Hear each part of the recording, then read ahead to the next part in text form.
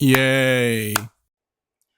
Welcome to the dungeon where we geek out on all things horror, thriller, mystery, and suspense. And my goodness, somebody pinch me. God.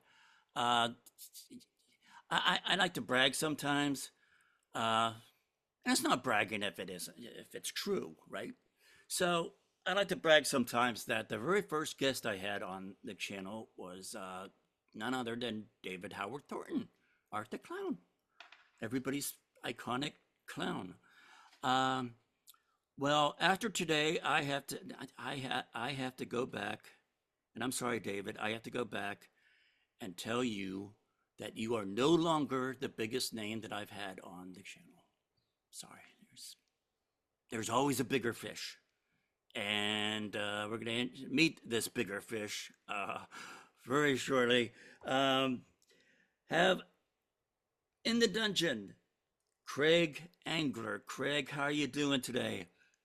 I am doing great, and I'm excited to be in the dungeon, especially now that we're officially in Halloween season. Ah, yes, it's our favorite season. I mean, Santa, who? Santa, who? I mean, it was yeah. This is our time of year. This is where we really shine. And so, for those of you out there who are like Craig Engler, yeah, that sounds like a really familiar. That sounds familiar to me. Well, let's run down your street creds, so to speak, and people will be real. They'll know where they heard of you. You are the former general manager of a little streaming service that they may have used at some point called Shudder. Is that right? Yeah, Shudder was awesome. Shudder still is awesome, even though I'm no longer there. It's part of AMC Networks, and I was there for 5 years and helped them do things like launch original series and movies. We had Creepshow, we had Slasher, we did movies like you and I were talking about Host, which is one of my favorite movies we ever made. And there's still a whole bunch of great people there, and they're doing an awesome job, and Shudder is still great. That is so. I just want to go over real quick. You were the co-creator of a TV show called Z Nation. You're also the producer and writer of Zombie Apocalypse, right? Yep. And then we mentioned Host, which was one of my favorite movies of the year it came out. It was like my favorite pandemic movie. I thought it was really cool that each of the actors on there. My understanding, and maybe you could verify this, is like they had to learn how to do their like special effects and stuff because the Yeah. movie was filmed during the pandemic, so it wasn't like everybody getting together in a studio. They had to do each of their segments separately. Yeah, no, Rob Savage, the director, was amazing. So he set everybody up with they had their own audio and their own cameras and their own rigs, and they basically self-filmed under his direction. And if people aren't familiar with Host, the premise is it's a group of friends that got together once a week on Zoom during the pandemic, and they always did something fun and exciting. And then one week, one of them hosted a séance, and the séance went wrong, and bad things started happening. And that movie was written and shot entirely during the pandemic. And one of my favorite things about that movie is the way we found it is the director, Rob Savage, had put a short film on Twitter where he pranked his friends. He pretended he heard a noise up in the attic live on Zoom. He went up into the attic, and then there was like a little sort of creature or demon, I can't remember what, that sort of scares him. And then you see what looks like him fall down and die, fall down out of the attic off the ladder. And we saw that. And we were like, do you have a a movie version of that you could pitch because that was awesome. And they came in with like a 6-page PowerPoint deck, but they had me at the first two words, which was Zoom seance. Because as soon as you hear that, you know you can see there's a movie there. We said, great, let's make it. And they made that movie in 3 months. And we had a really tight deadline to get it on the service because Shudder, people really start watching Shudder right after the 4th of July through October. And then once November hits, their viewership tends to drop. So we wanted to get it into Halloween season. So they wrote, shot, produced that movie, and we had the movie on Shudder before the trailer for the movie was done. Was how fast that they worked, and that was all Rob Savage and his team. They were fantastic. That was great. It was a scary movie, and I think that if movie theaters had been open and we had put that movie into theaters, it would have made like $100 million. Like people were calling it their generation's Blair Witch Project. Unfortunately, the theaters weren't open, so it went on to streaming and it went on to Shudder, which is a great service for horror fans, but a little bit smaller, than Netflix or something. So it didn't quite blow up the way that it probably should have. But Rob has now a great career and has been directing a whole bunch of great stuff. Excellent. And yeah, and just to be certain, we are not going to do any of that No seance seances stuff here. here. Now I learned my lesson from host. Yeah, and this episode here is going to be safe for that, so everybody's safe. Seance Uh, free. but the cool thing that you got going on now, and this is cool because it's it's family oriented. Mm-hmm. It's something that parents could do with their kids. Uh, Hell, I was looking through it. It's like, you know what? This could be a cool thing for me to. I don't know how many kids I know of. So Hmm.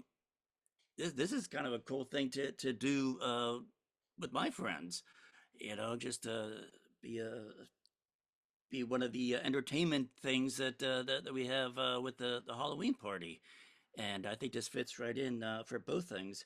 But you now I now we can't call you a designer because you co-designed this with somebody else. I co-designed this with my 10-year-old daughter. Wow. She and I love doing puzzles together, and we also love Halloween.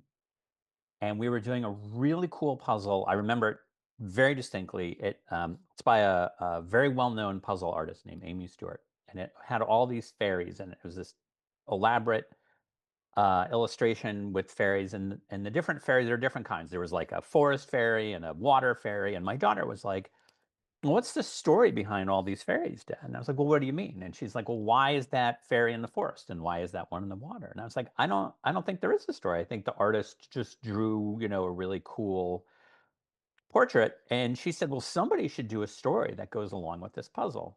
And I thought, that is a great idea, especially because we now have this wonderful thing called podcasting, right? Which makes it easier. At the same time, we love doing seasonal puzzles. We do a Halloween puzzle, we do a Christmas puzzle, we'll do a spring puzzle. And once you do one or two Halloween puzzles, a lot of them tend to be the same. It's like a big haunted house on a hill with some ghosts, pumpkins, and maybe some kids in costume. And they're a little bit, they kind of get repetitive. And we thought somebody should make a really great Halloween puzzle. And then we thought we should make a really great Halloween puzzle and we'll have a podcast that goes with it. And the podcast will tell you all about the history of Halloween. Halloween is a really weird holiday because it's like, why do we dress up and take candy from strangers? That's a crazy thing that you would normally not do, except on Halloween, everybody does it. Where did that come from? And who's the Jack? That jack-o'-lanterns are named after. Turns out there's a whole story about jack-o'-lanterns. And why do we even carve scary faces in jack-o'-lantern, pumpkins and call them jack-o'-lanterns anyway?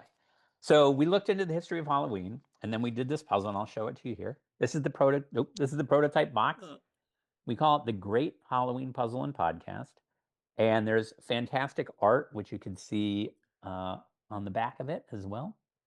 And the thing that makes this really unique is the picture you build is a little bit different than the picture on the box. So I would say 85% of the image is the same. And I'll give you a great example is we have this haunted house, which I don't know if you can see. There's people in the window partying, and here's the other part. It kind of wraps around a little bit. Let's see if there's a. And when you build the house, you're listening to the podcast part about this is history of haunted houses. Like, where did haunted houses come from? Why do we think of, big Victorian mansions on a hill when we think of haunted houses anyway? Like, where did that start? It turns out, by the way, that started in Hollywood when they wanted to do haunted house stories. They wanted something that looked good on film. So they found big old houses by themselves on the hill and shot those. And that's why we think of those as haunted houses versus just like your neighbor's house, right? So when you build the puzzle, that haunted house that has people partying in the window becomes a decrepit old haunted house. And all the people partying in the window are now ghosts in the house. And then that corresponds to part of the podcast about haunted houses. So the whole puzzle reveals things like, you know, um, where did candy corn come from? That's one of my favorites. Candy corn actually started out as a totally different type of thing. It was called chicken feed and no association with Halloween whatsoever. They thought it just looked like something you fed your chickens. And then people loved it for Halloween because it has the harvest colors, the orange and yellow and white. And they noticed that the yellow end, if you turned it a certain way, looked like a kernel of corn. So the guys who make candy corn, which started like about 100 years ago, renamed it from chicken feed to candy corn. And that's why we have candy corn. And that's why people have it at Halloween. And it's the same recipe from like 130 years ago. So it's all sorts of stuff like that. And then in the puzzle, there's a person in a chicken costume, but when you build it, they're actually in a giant candy corn costume. And when you listen to the podcast, we'll give you hints. We'll say, like, oh, this started out as chicken feed, but now it's candy corn. So if you see something that looks like a chicken in the puzzle, maybe it's not going to be a chicken when you build it.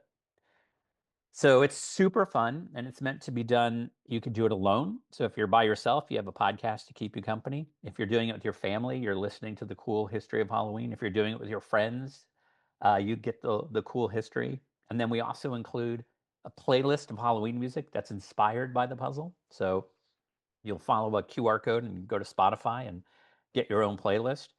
And then people kept telling us that they love to watch things in the background when they do puzzles, like to have the TV on. So we gave them a scary movie list. And they're all sort of movies that are sort of the same vibe as the puzzle. But then we realized, well, you might be doing it with little kids. So now you also get a not so scary list. So it's got a playlist and a watch list. And then my favorite thing is when we were researching Halloween, the reason we think that we take candy from strangers is because people used to give out these things called soul cakes, which were sort of a cross between a cookie and a scone. And kids and poor people would go to sort of wealthy areas and they would offer to pray for the dead in exchange for soul cakes. And when we were looking that up, there was a recipe for soul cakes, which nobody, to my knowledge, nobody in the US makes soul cakes. It's a little bit more of a European thing. So we made them and we thought, wow, these are great. We're going to put the recipe in the puzzle so that if you want to make your soul cakes before you sit down to listen to your podcast and do your transforming jigsaw puzzle, you can do it. So the whole thing is like an entertainment experience that's primarily a jigsaw puzzle with a podcast. That is really wild. I don't think I've ever heard of a puzzle that is that so immersive. Yeah, has that all that stuff. Yeah. I call it, like, in my mind, we call it like a vibe puzzle because you get the whole Halloween vibe. Definitely, definitely. So, yeah. So the Kickstarter is live right now. Yep, it's live right now. We're 35% funded and we're gonna end it on Halloween. So it's gonna go through October 31st. We've just passed 100 backers, which is great. And we're hoping that people love the idea enough to make it happen. And if it does, we also have more ideas in the works. A lot of people said you should do a Christmas version of that puzzle. And we said, well, coincidentally, we decided the next one would be the Great Christmas Puzzle. It's called the Great Halloween Puzzle, and it's called the Great Puzzle Company.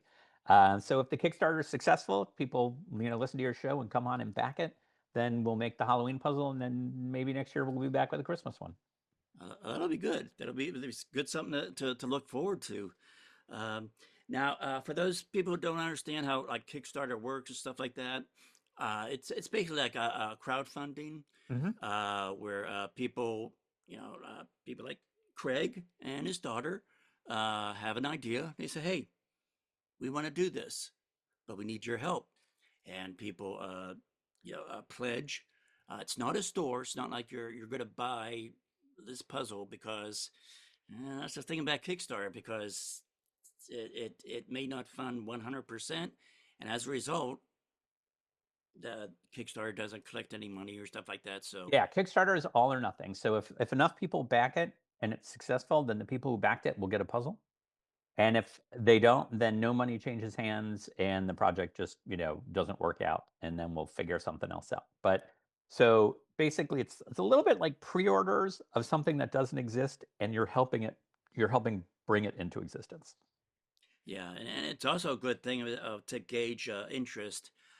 It's like because a lot of things is like, well, you may have a good idea, but a company could say, well, yeah, we could build this product, but how many people are going to buy it? Well, with something like Kickstarter or crowdfunding, you have that number of Yep. buyers right off the bat. So it's like, oh, see, people want this. If we make this, if we make it, they will come. you Yep. know? So, but so at Kickstarter, and there a lot of Kickstarters have different pledge levels. Hmm. And I want you, if I think if this here, just what we talked about right now, does it get people excited? I think the different tiers that you have is going to get people really excited because you have, I mean, for the basic pledge, you have the early bird special, Hmm. and You get a then little bit of a discount if you're one of the first people to pledge. if you just want the puzzle, that's good. They have a pledge for that. And then when things get really neat, you have I think two other pledges. Yeah, you can be in the podcast. And what that Yeah. means is at the end of the podcast, we'll not only give you a personal shout out, thank you so and so for backing the puzzle, but you can give us something to recommend to other people, like your favorite Halloween movie, your favorite Halloween song. You have a favorite company that makes a pumpkin flavored ice cream. We'll give you a shout out at the end of the podcast so that everybody will get a recommendation from a Halloween recommendation from you. And then the highest tier, which right now there's no more left, although we might try to find a way to add, you can actually get drawn into the puzzle. So if you look at the puzzle, the idea is that there's a whole town and there's a Halloween parade and all the kids are dressed up in costumes and you can get added in your costume into the puzzle. We had two spots for those and those were taken pretty quickly. So I'm going to talk to the artist and see if there's a way that we could fit a couple more people in because that's like a big request. People love the idea of being immortalized in the Halloween puzzle. Yeah, definitely, and I can understand why those whoever those two people were, you lucky son of a guns. Yeah. A cool thing with the Kick Manager pledges is say you're like, okay, this is a cool idea, but I'm not. I want to think about it a little bit. If you still want to be part of the Kickstarter, you go to Kickstarter to this campaign and pledge $1, Hmm.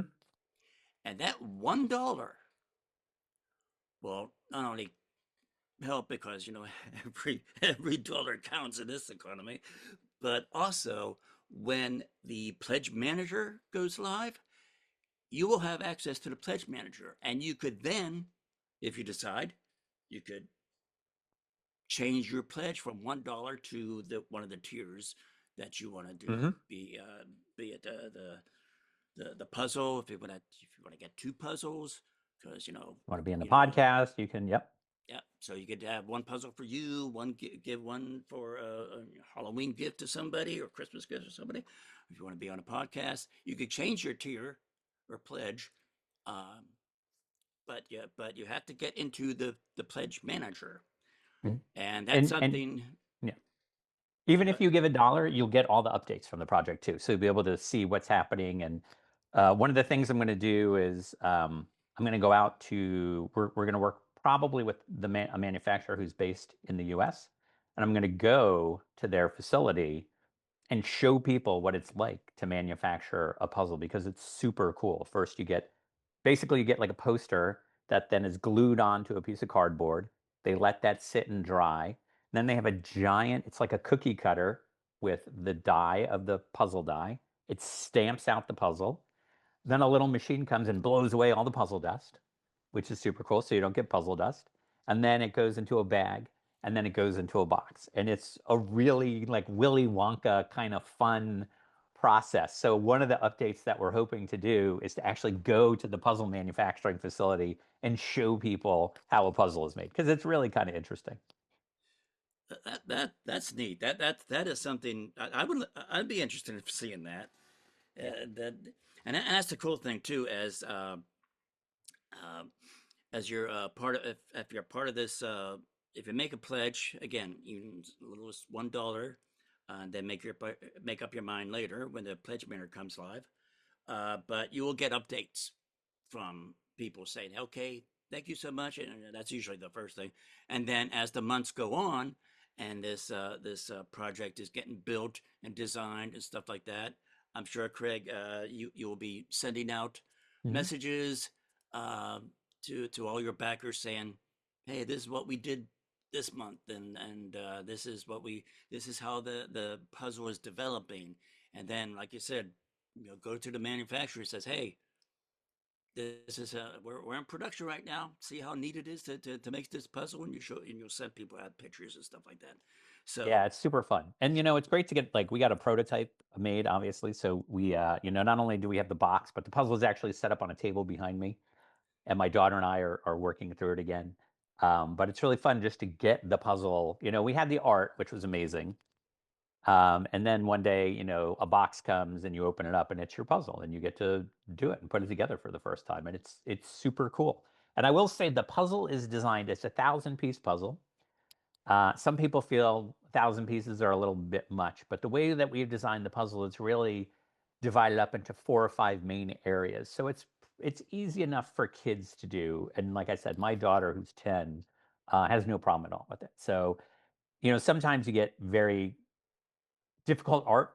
There are a lot of puzzles, like if you have a puzzle and it's like the ocean, those are impossible to do. We designed ours so that it's always fun and it's easy enough for basically any level. If you're an experienced puzzler, you'll love it. And if you're, a kid who you can at least put together, oh, there's the green ghost area. I'll put that area together. So the puzzle is, we call it an all ages puzzle, and it's all like all skill levels too. all right, now for those of you who may be seeing this video, it's after Halloween 2025, and how YouTube is like, I'm still getting stuff recommended to me from like 9 years ago or whatever. Okay, so for example, Kickstarter has come and gone, and you missed it.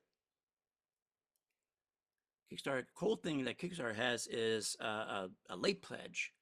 Now, is this campaign going to have a late pledge if anybody missed the deadline? Absolutely. If you're getting this and it's past October 31st and the Kickstarter's over, but you still want the puzzle, assuming it was successful, you can go in and do a late pledge and you'll still get it.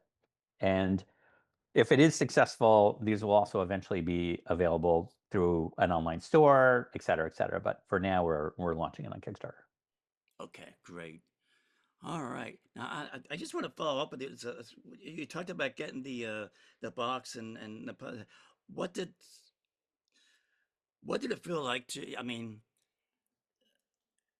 to you, who's produced and written numerous, movies and TV shows and stuff like that. I would think that you already know. You're kind of used to seeing your creation come It's to the thing. But it's in yeah. what was it like for your daughter to see? It was like, yeah, see, you had a hand in this. It's an entirely different feeling from film and TV because when you make a TV show, it's on TV. It's not a physical object, right?